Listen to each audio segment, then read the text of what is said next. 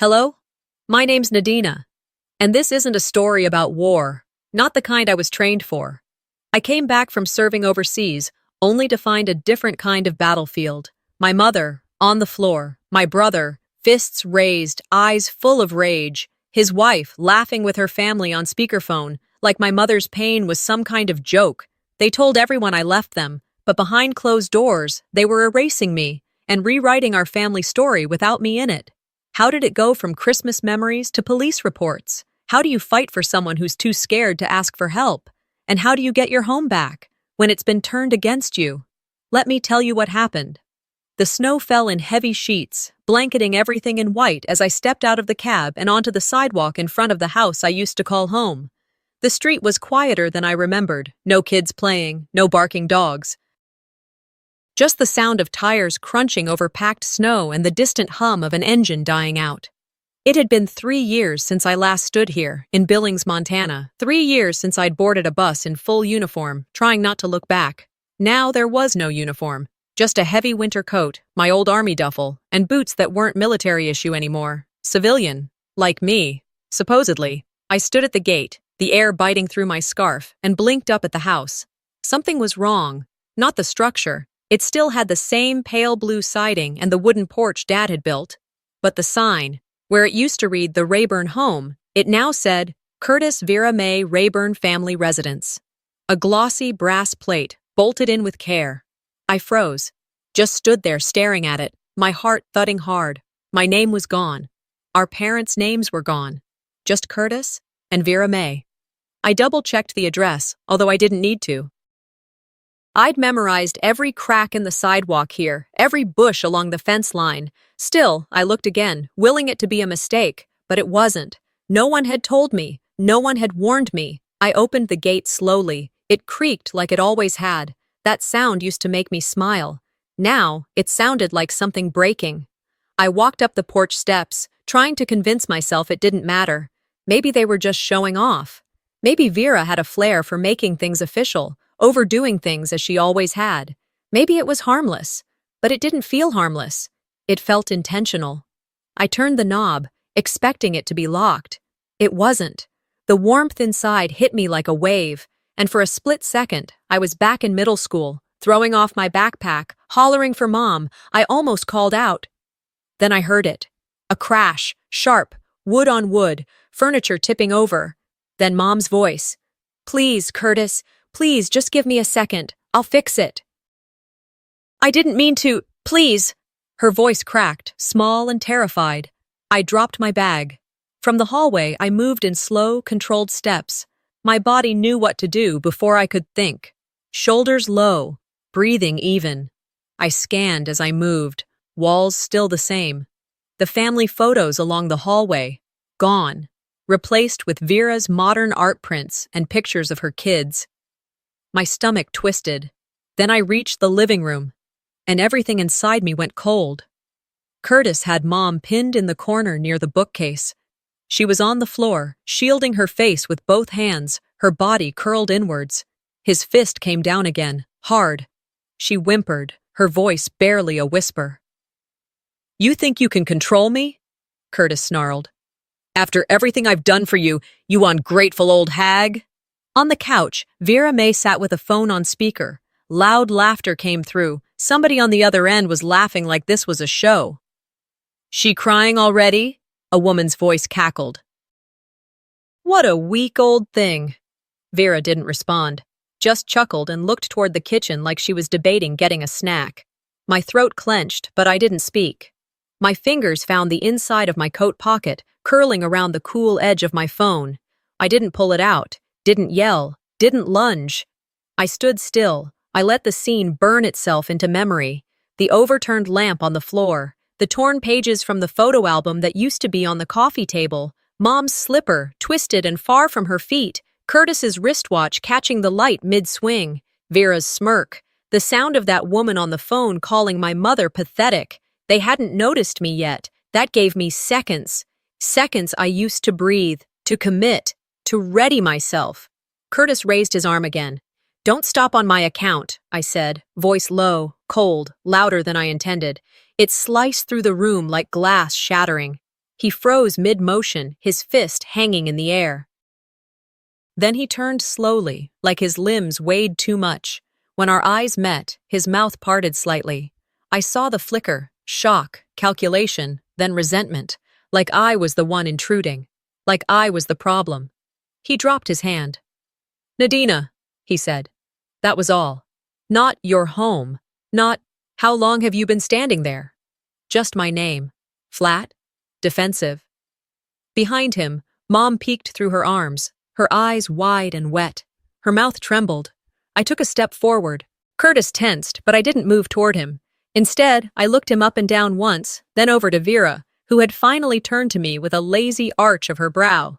"I said," I repeated, "don't stop. You looked like you were enjoying yourself." The silence that followed was heavy, thick. Curtis's face flushed, his chest rising unevenly. Vera didn't laugh this time. I looked down at my mother, then back up. "Guess the nameplate was right," I said. "I'm not family here anymore. Just a witness." Curtis opened his mouth, but I was already turning around. Not to run, not to leave, but to find where they'd hidden my mother's phone, her medications, and the dignity they tried to erase. Curtis blinked, like I'd slapped him with my words instead of my hand. He stood stiff, breathing shallow, his eyes darting to Vera May, who didn't flinch, just sipped from her wine glass like nothing had happened. My mother was still on the floor, curled in on herself. She tried to sit up, wiping at her face with trembling fingers. "He just got angry," she mumbled. "It's not his fault. I forgot to—" Her voice trailed off like even she didn't believe the words. I didn't answer her. I knelt beside her quietly, my hands steady as I helped her to her feet. The heat coming off her cheek was unnatural. The bruising would be deep by morning.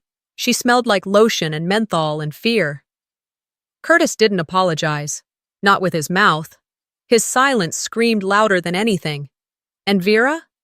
She turned the phone off speaker, but not before I heard someone on the line say, "Well, that party got dull fast."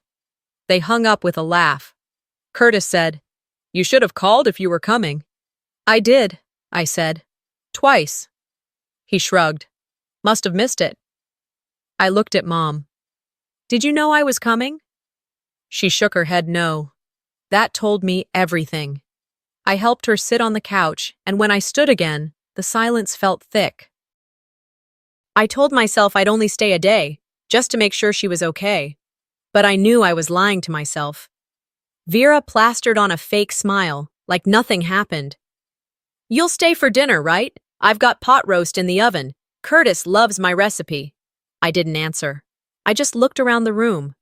The space that used to feel like childhood, warm, cluttered, safe, now looked like a showroom. Cold, too clean, sanitized of memory. I moved toward the hallway, past the staircase, the old coat closet. I needed to see if anything of mine still existed in this house. The hallway used to be lined with family photos. Me, Curtis, Mom, and Dad. Birthday parties, Sunday church outfits, Christmas mornings. But now?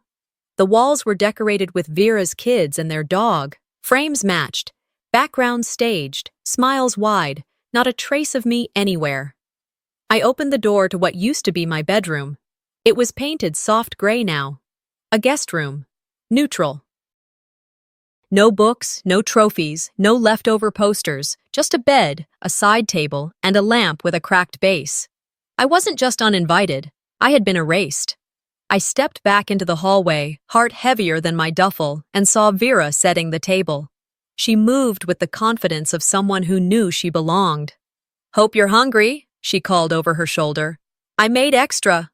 Curtis leaned against the kitchen counter, arms crossed, watching. Not a word of apology. I took a seat on the far end of the living room and tried to breathe. Soon, Vera was announcing, "Dinner's ready." I didn't want to join them, but I needed to be in the room, to witness it, to understand the depth of what I was really walking into. The table had 6 chairs, one for Curtis, one for Vera, one for each of her 2 kids, one for Mom, no chair for me. Vera looked around and said, "Oh shoot, we're one short." "Hold on." She walked to the laundry room and came back with a plastic stool, the kind you'd use to reach a high shelf. She plunked it down near the sink and smiled. "It's all we have. Hope that's okay?" Curtis chuckled under his breath. His son smirked. I didn't say a word. I sat on the stool. My knees almost touched the sink. Vera began spooning food onto plates like she didn't just humiliate me. Mom sat across from me, eyes fixed on her plate, silent. Curtis passed around the roast like nothing happened, like I hadn't walked in on him assaulting our mother. He even asked if someone could turn on the game in the other room. I was the ghost at the table. Present, but unwanted. I chewed slowly. I didn't taste a thing. While they laughed about a local bake sale, I studied every inch of them. I watched Curtis's hands, how steady they were now. I watched Vera's sideways glances, her performative grin. I watched my mother slowly shrink into her seat. And I remembered. Curtis teaching me to ride a bike in this very driveway, how he told me to stop being afraid of falling, how he picked me up every time I scraped my knee.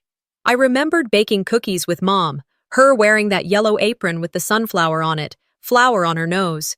But now Curtis used those same hands to threaten the woman who raised us. And now Vera wore that apron. I saw it hanging near the stove, like a trophy. None of it was theirs, but they'd taken it anyway. I swallowed the knot in my throat. This wasn't just a family dinner. This was a performance, a ceremony of domination. I wasn't just a guest. I was an intruder. And yet, I said nothing. Not yet. When the dishes were cleared and the TV was turned on for background noise, I stood. My plate was untouched. I looked at Curtis first, then Vera, then Mom. This used to be my house, I said. Now it's your playground. But I remember everything. And I walked out of the dining room. Not in retreat. In preparation. Mom didn't say a word when I helped her to bed that night. She sat quietly at the edge of the mattress, brushing invisible dust from her blanket like she had something to do with her hands, but no idea what it was. I tucked the Afghan around her legs just to have an excuse to linger. Her eyes stayed on her lap. I knew that look. It wasn't sadness. It was survival. It was the look people wore when they'd accepted something awful just to stay breathing. Curtis passed by in the hallway, eyes averted, not a word. Vera didn't even acknowledge me when I walked past the kitchen, though I caught a glimpse of her whispering into her phone again, her voice low but sharp. She was always whispering. Once the house had gone quiet, TV off, lights dimmed, the familiar creak of floorboards stilled, I slipped out to the porch. The air outside was heavy with snow again, soft flakes tumbling through the glow of the porch light. I sat on the old swing, the one Dad built. It groaned faintly beneath my weight. Same as it used to. Inside, laughter drifted from the back room. Curtis must have turned the TV back on after I left. Probably some late-night sitcom or sports recap. All white noise, all pretend. I stared out at the dark street, the parked cars half buried in snowbanks.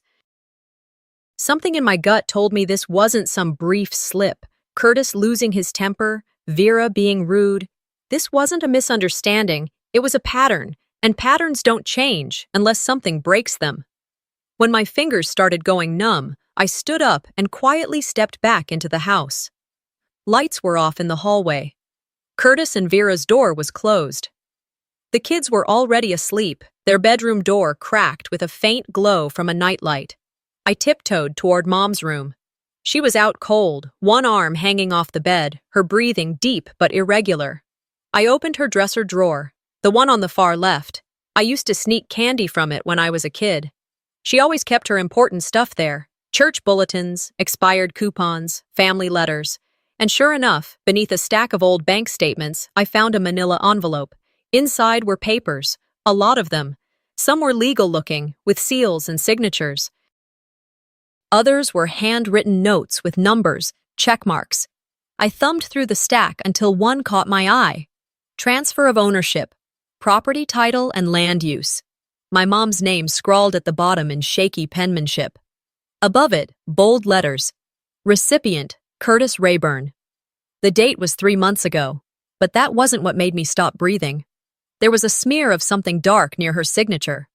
At first, I thought it was ink, but it wasn't. It was dried blood. A fingerprint, partial, right where her hand would have rested if she had to steady herself. She didn't sign this because she wanted to. She signed it because she had to. I stared at it for a long moment, my fingers trembling, not with fear, but with something sharper. Not anger. Precision. The kind of stillness that comes just before a plan. I carefully folded the paper back into the envelope and tucked it into the inside pocket of my coat. I wasn't ready to confront him yet, not without more. I moved to her nightstand next. I needed to find her phone. Something about the way she'd said she didn't know I was coming, it didn't sit right. But there was nothing on the table but a lamp and her reading glasses. I opened the drawer, tissues, a half-used bottle of lavender lotion, a pack of gum, no phone. I stepped into the hallway and peeked into the living room, where Vera had been earlier. There was a phone charger on the side table, but no phone plugged into it. Then I checked the kitchen counter. That's when I found it. Tucked beside the bread box was an old flip phone, the kind no one uses anymore. Small, scratched, half dead. I pressed the power button. It didn't light up. I opened the back. No SIM card. Empty. Like her. They'd given her a phone just for show, just in case someone asked. Something to wave around and say, "See, she's connected." But she wasn't. She was cut off, on purpose. I remembered something Vera said earlier in the week. We tried a smartphone, but she couldn't figure it out. It's just easier this way. That wasn't care. That was control. I put the phone back exactly where I found it and returned to Mom's room. She hadn't moved, but she stirred a little when I sat beside her. Her voice was soft, barely audible. "You shouldn't pick a fight," she whispered, eyes still closed. "They'll throw me out if you make trouble." I took her hand gently. "What if?" I said slowly. "I threw them out first." She didn't respond, but she didn't pull away either. I stayed with her until her breathing evened again. Then I stood, walked into the hallway, and closed the door gently behind me. I couldn't sleep that night. I sat in the guest room, my old room turned guest room, on the edge of the bed that didn't feel like mine. The walls were gray, the shelves bare. No photos, no signs I had ever lived here. But I was done being a ghost. When I finally laid down, I slipped the envelope under my pillow like it was a secret worth protecting. And it was. Before sunrise, I woke again. The house was still. I pulled on my boots, grabbed my coat, and slid the envelope deeper into my pocket. This wasn't about getting even. This wasn't about revenge. This was about erasing the erasure. About reminding everyone, especially Curtis, that my mother wasn't alone anymore, and that I'd come back for a reason. By morning, the house had returned to its usual performance: quiet conversations behind closed doors, forced smiles at the breakfast table, and everyone pretending like the night before hadn't happened. I poured myself a cup of lukewarm coffee from the half-empty pot Vera had left on the warmer and sat at the kitchen counter, watching her move around like she was running a show no one had asked to attend. Curtis hadn't come downstairs yet. Mom was still in bed, probably nursing her bruises in silence. The plastic stool from dinner still sat near the sink, untouched. I didn't move it. Vera finally looked up. "You staying another night?" she asked, her tone neutral, almost too polite. "I haven't decided," I said, though I had. I wasn't going anywhere. Not yet. She gave a quick nod, like she'd been hoping I'd say that, but wasn't sure how to feel about it. "Well, just let me know. We've got routines here, you know, with the kids and Curtis's schedule and all." Right. Routines. I was the disruption now. She turned to leave, her phone already in hand, thumb tapping the screen. The moment she stepped into the hallway, I heard her voice drop to that low, venom-laced whisper she thought no one could hear, but the house carried sound too well. She signed it. "House is ours now," she said. "All she's got left is guilt." Then a pause before she added with a scoff, "Don't worry about the army brat. She's just passing through." Just passing through. I walked away before I did something I couldn't undo. My palms ached from how tightly I'd been gripping the mug. The day moved slowly. Snow had started falling again, not heavy, but steady enough to blur the edges of the trees lining the street. I watched it from the window in the living room, my mind reeling through everything I'd learned in just a few days. The paperwork, the blood, the missing SIM card, the whispers. This wasn't dysfunction. This was orchestrated abuse. That evening, It happened again. Curtis had been pacing for an hour after dinner. I could hear his boots on the floorboards, back and forth. The air inside the house had gotten stale with anticipation. And then the explosion came. I was upstairs, heading to the linen closet for a blanket, when I heard the first thud. Not loud, just enough to stop me mid-step. I moved toward the stairs, slowly, my footfalls quiet. From the landing, I saw him standing over Mom, who was crumpled near the dining table. Vera stood a few feet away, arms crossed, smirking. The phone in her hand was on speaker again. "I said stop asking me that, you old witch," Curtis barked. "I'm done repeating myself." Mom whimpered something I couldn't hear. And then, from the speaker, "Go ahead, Curtis. Knock her out of the will, again." Laughter. Actual laughter. On the other end of the line, someone was laughing like this was entertainment. Like my mother begging not to be hit again was comedy. I stood frozen, hand gripping the wooden railing so tightly my knuckles blanched. Curtis didn't see me. Vera didn't look up. I didn't step in. Not yet. Instead, I backed away slowly, breathing through my teeth, and returned to my room. Every cell in my body wanted to scream, to pull him off her, and make him understand what he was doing. But I'd learned long ago in uniform, the best retaliation is the one they don't see coming. That night, after the house settled and the fake apologies had been made, Vera brought Mom a glass of water and muttered something about needing to be more careful. I waited. I waited until their bedroom lights went off, until the kids were snoring down the hall. Then I went to work. Behind the bookshelf in the living room, tucked into the corner near the baseboard, I placed a small digital recorder. It was a backup one I used in the army, just in case. I'd brought it home by accident. Funny how that turned out. I hit record and walked away. The next day, I let things run as usual. I didn't react, didn't intervene, just blended. I helped with dishes, sat through awkward conversations, let Vera smirk, let Curtis breathe easy, let the poison simmer. That night, they spoke freely. They always did when they thought no one was listening. Curtis. Once the paperwork clears, Mom's gone. "Yeah, we can finally put this place in my name." Vera. "What about Nadina? She's sniffing around." Curtis. "Let her sniff. She's not even family anymore." Then silence. And after a beat, Vera's voice, calm and surgical. "Blood doesn't matter. Ownership does." The next morning, I retrieved the recorder. My hands didn't shake this time. I took it upstairs and played the file back, sitting on the edge of the guest bed. Every word hit like a hammer. They'd cut her out. Me too. In their minds, this was all theirs now. The house, the history, the control. But the thing about ghosts? We don't stay buried forever. That afternoon, I made a list. Not a hit list. Not even a revenge list. Just a map. A diagram of connections, power plays, names, dates. Who knew what? Who said what? Who stood by and said nothing? It was the beginning of the end. And it wouldn't come with fists or shouting. It would come with truth. Carefully, I returned the recorder to its spot. There would be more to capture, and I wanted them comfortable. Comfort makes people sloppy. They'd already shown me who they really were behind closed doors. Now, I just needed to keep them talking. I waited until Curtis and Vera were both asleep, the way a hunter waits for a predator to lower its guard. The house was still. Only the hum of the refrigerator and the occasional wind rattling a loose pane reminded me I wasn't dreaming. I didn't dream here, not anymore. Mom had finally drifted off, curled on her side, a pillow tucked under her arm like a shield. I stayed beside her until her breathing slowed, then slipped out of the room and into the hallway with steps I'd mastered from a decade of moving through places I wasn't welcome. I needed answers. Not about the fights, not about the bruises. I already knew what kind of man Curtis had become. I needed the history, the old version, the one they hadn't gotten around to rewriting yet.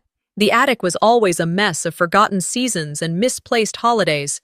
It still smelled like cedar and mothballs. I pushed open the narrow door at the end of the hall and climbed the wooden steps, each one creaking under my weight. At the top, dust danced in the air like it hadn't been disturbed in years. Vera hadn't touched this place. Too high, too cluttered, too full of things that didn't fit into her vision of a modern family estate. I opened boxes marked with our father's handwriting, Christmas lights tangled around faded garland. A box labeled Nadina, School, made my throat tighten. I didn't open it, not yet. Beneath a pile of worn blankets and a broken lamp, I found it. A small tin box, the kind people use to keep stationery or old recipes in. The edges were rusted. The latch stuck, but it opened after a second try. Inside, a folded letter rested on top of an old photograph, the kind printed from a drugstore kiosk. I blinked at the image. It was me, maybe 5 years old, sitting on Mom's lap in the backyard. She had a daisy tucked behind one ear. My hair was in pigtails. We were laughing at something just outside the frame. Beneath the photo was a single page of paper, yellowed and creased. It wasn't dated. The handwriting was shaky but familiar. "You're the only one I trust with silence," it read. I had to sit down on the attic floor. I didn't cry. Not really. But something inside me eased, like a knot that had been tightening since I walked through the front door had finally loosened. Mom had never been the type to say too much. She'd grown up in a generation that stitched grief into the lining of their aprons, but she'd written this. She'd saved this. She'd hidden this. And that meant she'd never really stopped believing I'd come home. Tucked in the envelope was one more note, shorter, barely a sentence. "Don't forget whose daughter you are." I tucked both notes into my jacket pocket like they were sacred. When I climbed back down, I didn't go back to bed. I went to the hallway closet, the one next to the den. Vera kept it locked most of the time, which only made it more interesting. But I'd watched her punch in the key code earlier that week. She thought I wasn't paying attention. That was her first mistake. The code worked. The door clicked open. Inside were old DVDs, a Wi-Fi router, a stack of outdated modems, and at the very back, a battered lockbox. A small envelope rested on top, marked in black ink. "Surveillance? Copy." My stomach flipped. I took the USB drive inside and slipped it into my laptop in the guest room. It buzzed to life, older than I expected, but still functioning. A single folder opened, Archive 2022 Q3. The files were time-stamped and dated. I clicked through them quickly. Many were corrupted or incomplete, but one clip stood out. Dated November 12th, about 3 weeks ago. I hit play. The footage was grainy, angled from the corner of the dining room ceiling. Curtis stood over Mom. She was trying to get up from her chair, arms bracing on the table. Vera stood in the kitchen archway, arms crossed, saying nothing. Curtis shoved Mom with one hand, hard. She crumpled. The screen didn't shake. The camera didn't blink. It recorded everything. Curtis stepped over her like she was an obstacle. Vera turned away. No one helped. I paused the clip, closed my laptop. This wasn't hearsay. It wasn't interpretation. It wasn't exaggeration. This was proof. That night, I printed 4 stills from the footage. Each one captured a moment. His hand mid-push, her body mid-fall, Vera's face turned away. The timestamp in the bottom corner. I folded the photos into a blank envelope and carried it quietly to Curtis's bedroom. His door was slightly ajar. I could hear him snoring. Vera was murmuring in her sleep. I slipped the envelope beneath his pillow. I didn't write a note. I didn't need to. The next morning, I stayed quiet, ate my toast, drank my coffee, watched the way Curtis fidgeted when he came downstairs. He didn't look at me. He didn't ask anything, but he didn't sit comfortably either. Vera avoided me entirely. By afternoon, I found him standing at the fridge, staring at the open door like he forgot what he came for. I leaned against the counter and said, "You look tired." He didn't respond. I smiled, just barely. Nothing disappears forever, not even you. That night, I lay beside Mom again, listening to her soft breathing, staring at the ceiling. She didn't know what I'd done. Not yet. "It's my house now," I whispered, voice steady. "I just haven't taken the keys back yet." She didn't answer me, not with words at least. Her hand hesitated over the drawer's edge, hovering just above the flash drive labeled Property Truths. It wasn't just curiosity on Vera's face, it was recognition. That flash of knowing, that pause where you realize the script is slipping out of your hands. She slowly pulled the drawer shut. I stayed in the doorway, arms crossed. What's wrong, Vera? I asked, keeping my tone even. You look pale. She blinked, gathered herself, then offered a smile so rehearsed it could have been painted on. Just tired. Been a long week. I bet. That was the only exchange we had that morning, but I noticed how her eyes kept flicking toward the drawer during breakfast, how her laughter was a second late during small talk with Curtis, and how, when she thought I wasn't looking, she checked the front door's lock twice. Curtis was quieter than usual, too. He kept rubbing his temple with the heel of his hand, and when I passed him in the hallway, he flinched just slightly. Not much, but enough to tell me the photos under his pillow had been found. Good. The foundation of power, I'd learned, isn't noise, it's silence. And silence, used right, terrifies people like them. By mid-afternoon, I was in my car, headed east down Route 2 to a small town just 20 minutes outside Billings. It was one of those towns with a single diner, a gas station that still sold VHS tapes in a bargain bin, and a courthouse that looked like it hadn't changed since the 1950s. That's where I found Raymond Slate. He was sitting alone at the far booth in the diner, stirring sugar into his coffee like it required surgical precision. He was thinner than I remembered, my father's old friend. He used to come by the house on Sundays to talk politics with Dad and drink whatever beer Mom had hidden in the back fridge. He was a notary back then, still was. When he saw me walk in, he looked like he'd swallowed something sharp. "Nadina," he said, shifting in his seat. "Mind if I join you?" He gestured to the seat across from him. "I figured this day would come." I took my time. Let him feel the weight of it. "I saw your signature on a transfer," I said, not bothering to soften the words. "My mother's property, the one she doesn't even remember signing." Raymond looked down at his cup. "She signed it. I watched her do it. She bled on the paper, Ray." His hand clenched around the spoon.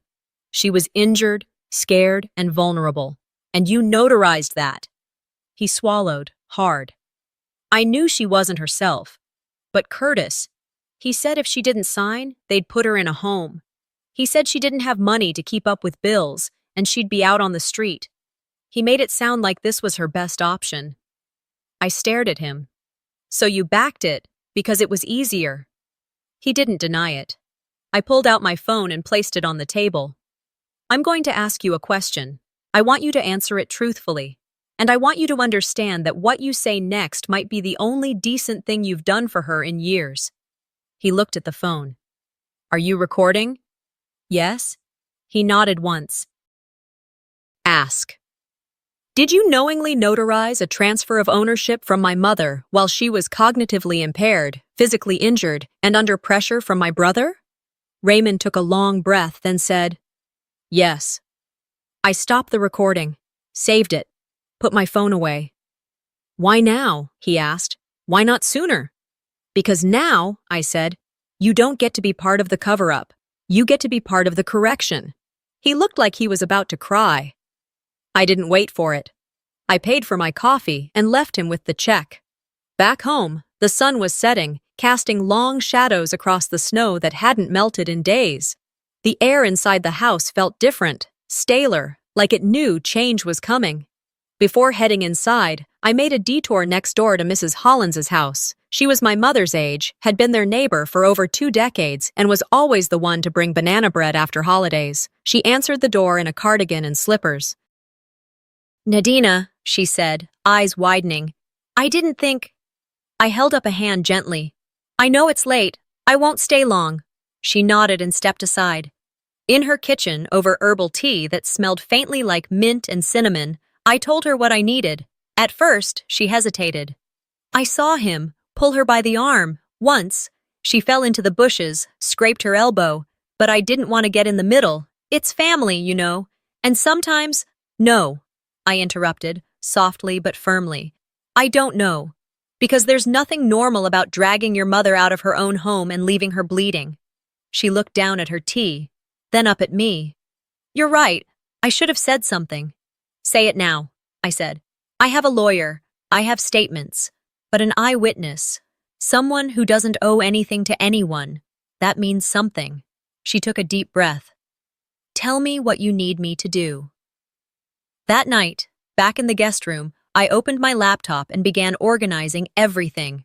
Audio files, labeled and time-stamped, video clips, stitched and backed up. Notary confession, check. Eyewitness willing to testify, secured. I opened a new Word document. At the top, I typed, "When they ask why I didn't strike first, I'll say, it wasn't yet time." I leaned back in the chair, let the weight of that sentence settle into me. Timing mattered. Precision mattered. The mistake people like Curtis made wasn't that they acted cruelly. It was that they assumed no one was watching long enough to connect the dots. Downstairs, I heard Vera rustling in the kitchen, drawers opening, papers shifting. I knew exactly which drawer she'd be drawn to. The flash drive I'd labeled Property Truths wasn't just a trick. It was bait. Sure enough, when I walked past the staircase, I caught her standing by the counter, fingers clenched around the drive. Her face was ghost white. "What's wrong, Vera?" I said sweetly, stepping into view. "You look pale." Vera didn't say another word after I asked. Her knuckles whitened around the drawer handle, and she turned on her heel, walking stiffly into the dining room. I didn't follow her. I didn't need to. I'd planted enough doubt, just enough fear. That night, the house moved like something waiting to crack. No arguments, no accusations, but everyone was walking around each other like ghosts, not acknowledging what hovered between the walls. Silence was safer now for them. The next morning, the tension had congealed into something thicker. I could feel it as I stepped into the kitchen. The air was cold, not from the weather, but from the atmosphere. The heat was on, but no one dared break the stillness with casual talk. Curtis sat at the table with his elbows on the wood, his jaw clenched, eyes bloodshot. Vera stood by the coffee maker, her hand hovering over the sugar jar like she'd forgotten how coffee even worked. My mother hadn't come downstairs yet. I didn't blame her. I poured myself a cup of coffee, slowly, like every movement deserved attention. Then I sat across from Curtis and opened my laptop. The room went still. I didn't look up when I spoke. "I've sent everything to a lawyer," I said. "One who specializes in elder abuse cases. He's already filed for a civil review. Police reports in process. And the hotline? They've logged your names, both of you." Curtis slammed his hand on the table. "You're tearing this family apart." I finally looked up. "No, Curtis, you did that when you treated Mom like furniture, when you decided I wasn't family anymore, when you used blood and bruises to write your version of history." His face reddened. "You don't know what she's like." "I know exactly what she's like. She raised me. She covered for you even after you humiliated her in her own living room. She was scared, but she still made excuses for you. That's not weakness. That's love." "You just don't know how to receive it without owning it." Vera let her spoon clink too loudly against the mug. I reached into my bag and pulled out a manila folder. "I thought you might want to see what the lawyer's working with." I laid the folder on the table and opened it. First, the scan of the property transfer. Darlene's signature barely legible, a faint smear of dried blood still visible. Next, printed photos. Her wrist with fading bruises, the dark spot on her temple from the fall, time-stamped video stills of Curtis pushing her in the dining room while Vera stood idly by. Then, the printed transcript. Curtis's words. "Once the paperwork clears, Mom's gone. Nadina, she's not even family anymore." I didn't dramatize it. I didn't raise my voice. I just said, "You hit our mother. You erased me. Now I erase your control." Curtis looked like he wanted to throw something. Instead, he sat frozen, hands fisted on either side of the folder. He opened his mouth, then shut it again. Vera looked at him like he was something disgusting stuck to the bottom of her shoe.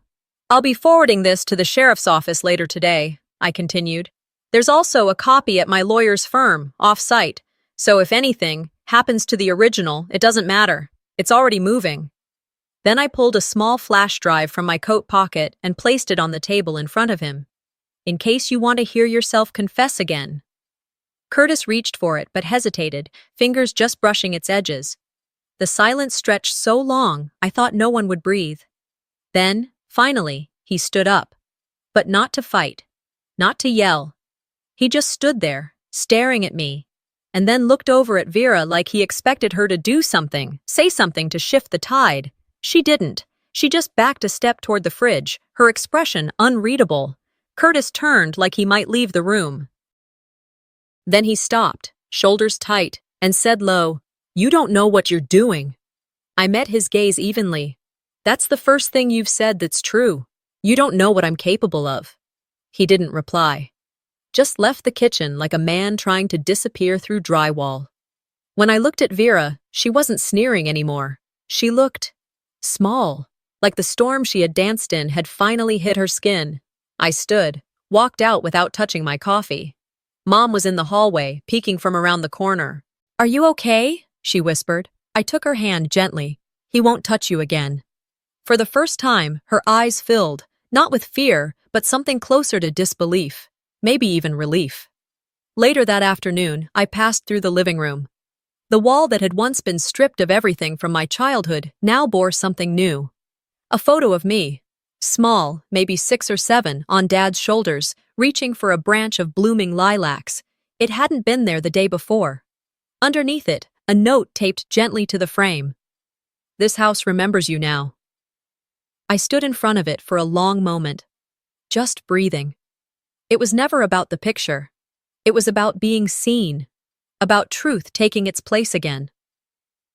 I stood there for a few seconds longer than I meant to, staring at the photo and that little note someone had taped beneath it. I didn't ask who had put it there. Curtis wouldn't have. Vera didn't do sentiment. Maybe it was Mom. Or maybe someone else had decided to tell the truth before I did. Either way, I didn't move until I heard the knock. A low thud at the door. Not urgent, but deliberate. I turned, heart steady, and walked across the room. Through the glass, I saw the sheriff's cruiser parked at the curb, engine still running. The deputy stood just behind the sheriff, both of them bundled against the wind, their faces composed in that specific way people wear when they're about to deliver news or ask questions. I opened the door. "Ms. Rayburn?" the older officer asked. "We'd like to speak with Curtis and Darlene Rayburn regarding a report filed last week." My shoulders didn't even flinch. "Come in," I said. "They're inside." Curtis must have heard the voices, because he came around the corner before they stepped fully inside. He had that false calm about him, the kind people use when they think they can bluff their way out of a consequence. "What's this about?" he asked, arms folded, trying for control. The younger deputy gave a small nod. "Mr. Rayburn, we've received statements, medical reports, and notarized testimony indicating you may have coerced a vulnerable adult into signing legal documents under duress, as well as physically harmed her on multiple occasions." Curtis scoffed, a hollow sound. "You're kidding me. This is because of her?" He jabbed a thumb in my direction. "She's trying to take everything." "This isn't about her," the sheriff replied. "This is about your mother. We're here to ask questions, but I suggest you take this seriously." Curtis's jaw worked for a second. Then he laughed. "This is Nadina's revenge. You don't know her. She's always been like this, bitter, jealous, angry." Vera appeared at the top of the stairs, eyes wide. "Curtis," she started, but he ignored her. "She's destroying everything we've built," he continued. "All this, the house. We made this place livable again." The sheriff didn't move. "Sir, we need you to come with us for questioning. You're not under arrest at this time, but if you refuse, we will have to escalate." Curtis tried to speak again, but something must have clicked. Maybe it was the badge, or maybe it was the realization that the story he'd built was finally collapsing. He stepped forward stiffly. "I'll get my coat," he muttered, then glanced at me. "You think you've won, don't you?" I didn't answer. I didn't need to. As he passed by me, Mom stepped out from behind the hallway corner, holding something small in her hands. Her eyes met mine before she moved forward. She held out her palm. In it, a keychain. Old, worn. A little rust along the loop. Attached was a simple tag, plastic, cracked with age, and inside it, a small strip of paper with my name written in her handwriting. "Nadina." "I kept these," she said softly. "Even when he changed the locks. I kept them. I just didn't know when to give them back." I took the keys from her slowly, gently curling my fingers around them. "I'm home now," I said. The deputies led Curtis out the front door. Vera didn't follow. She stayed frozen halfway down the stairs, her face unreadable. We didn't say goodbye. Later that day, after the cruiser pulled away and the house quieted again, I helped Mom gather her things. Not much, just a couple suitcases, a few framed photos, a box of old letters, and a blanket she swore she couldn't sleep without. We didn't pack anything that felt like it belonged to Curtis or Vera. This time, we were leaving with only what was ours. When I walked through the house, I noticed how empty it suddenly looked. Not physically, furniture still stood, curtains still hung, but emotionally, it no longer felt like a home someone was fighting for. It felt like a house that had decided who it wanted to belong to. At the base of the stairs, Vera stood motionless as we carried the final bag toward the door. I looked at her. She looked back. "You don't own stories, Vera," I said. "You just rearranged the furniture." She didn't respond. The wind outside had picked up, stirring the last of the snow into small spirals across the driveway. The sky was heavy with late winter gray. We stepped out into it, just Mom and me. The rental car was small, but it held everything we needed. I opened the passenger door for her, then slid behind the wheel. Mom buckled her seatbelt without a word, looking out the window at the house behind us. After a long moment, she asked, "Where to now?" I started the engine and watched the dashboard flicker to life. "Someplace quiet," I said. "But first, we plant new roots." We didn't drive far. Just 15 minutes outside the edge of Billings, down a 2-lane road that ran past frozen pastures and wooden mailboxes leaning with age, there sat a modest bungalow with white siding and a crooked porch. The kind of place that didn't pretend to be more than it was. The kind of place that knew how to breathe. I'd signed the lease 3 days earlier under both our names. My mother didn't know that part yet. She sat in the passenger seat, her fingers curling around the seatbelt as she stared out the window. When I turned into the gravel driveway, she looked over. "This is it?" she asked softly. I nodded. "It's small, but it's safe."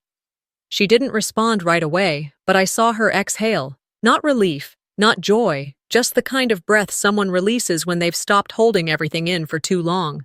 We unpacked slowly.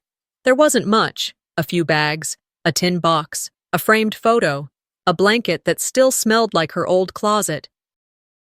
We didn't talk much while we moved things inside. We didn't need to. The living room smelled faintly of cinnamon and dust. The floor creaked in 3 different places. The walls had small nail holes from pictures long gone, but the light came through the windows just right in the afternoon. And for the first time in a long while, the silence felt clean, not oppressive. By evening, we'd settled into a rhythm. Mom made tea in the chipped kettle she insisted on bringing. I rearranged the bookshelf in the corner, tucking in 2 paperbacks and 1 framed picture of us from my Army graduation. It was the only picture we had taken together in nearly a decade. She looked proud in it. I didn't realize until then how rare that look had become. After dinner, leftover soup we'd picked up from the diner on the drive, she handed me a small envelope. "I meant to give this to you," she said, her voice barely above a whisper. I took it, recognizing the tin box from the attic. I hadn't opened it since we left the house. I'd told myself I'd wait until we were somewhere safe, somewhere that felt like ours. I unfolded the letter slowly, expecting to find something familiar. But it wasn't old. The paper was clean. The ink was fresh. "I wrote this last night," she said, watching my face. I read it in silence. "You were the only one who saw me as more than a bank account, the only one who didn't make me feel old, just real. I know I should have protected you, but I couldn't even protect myself. You gave me something I didn't know I could still have, a beginning." I folded the letter and slid it into the side pocket of my duffel bag. "I didn't need it," I told her, "but I'll keep it forever." She smiled, just a little, then reached for her tea. That night, I stood on the porch alone, wrapped in a sweater I'd found in the hallway closet. The stars were faint above the trees, the wind slow and quiet. Everything inside me still hummed with the residue of battle, but I could feel it fading, slowly. Mom went to bed early. I stayed up late. I kept thinking about that old house, about everything we left behind, and everything we took with us. The house was never the problem. It was the silence. The way it grew in corners, beneath rugs, behind picture frames. The way it convinced us we were alone even when we weren't. Now we weren't pretending anymore. We weren't erasing anything. We weren't rewriting our past. We were choosing what to carry and what to leave behind. I looked at the porch steps and imagined a row of potted herbs next spring. Maybe a wind chime. Maybe a bench. We weren't what we used to be. We may never be. But we could be something new, something real. Inside, I heard the soft creak of Mom's bedroom door, then her footsteps down the hall. She appeared in the doorway with a puzzled look. "You okay?" she asked. "Yeah," I said. "Just thinking," she nodded. "Couldn't sleep." "Me neither." She hesitated, then walked over and stood next to me on the porch. We didn't say anything for a while. Finally, she asked, "Do you think they'll leave us alone?" I looked out into the dark and thought of Curtis's face when the cruiser pulled away. Thought of Vera's silence on the stairs. Thought of everything that had been said behind closed doors. "I think they've already lost," I said, "even if they don't know it yet." Mom nodded. Then, with a kind of quiet bravery that felt new, she reached for my hand. It was the first time she had done that since I was a teenager. And maybe that, more than anything, was the start of something worth rebuilding. Later, after she returned to bed, I opened my laptop and began writing something I hadn't tried in years. Not a report, not a statement, just words, for myself. If someone tells you family is everything, ask them whose version they mean. And if they laugh while hurting you, walk away. The quiet ones carry more power than you think. I hit save, closed the screen, and whispered into the stillness of the room. No next chapter. Just a better life. But if you ever hear silence where love should be, listen harder. Sometimes the worst battles aren't fought overseas, they're fought inside the walls we once called home. This story wasn't just about justice, it was about reclaiming a voice that others tried to silence, about standing up, not with fists, but with truth. Have you ever had to fight for someone who couldn't fight for themselves? Or reclaim a space where you were made to feel invisible? Let us know your thoughts in the comments. Your voice might help someone else find theirs. And if this story moved you, don't forget to subscribe for more powerful, real-life stories that remind us, family isn't about blood, it's about who stands beside you when it matters most.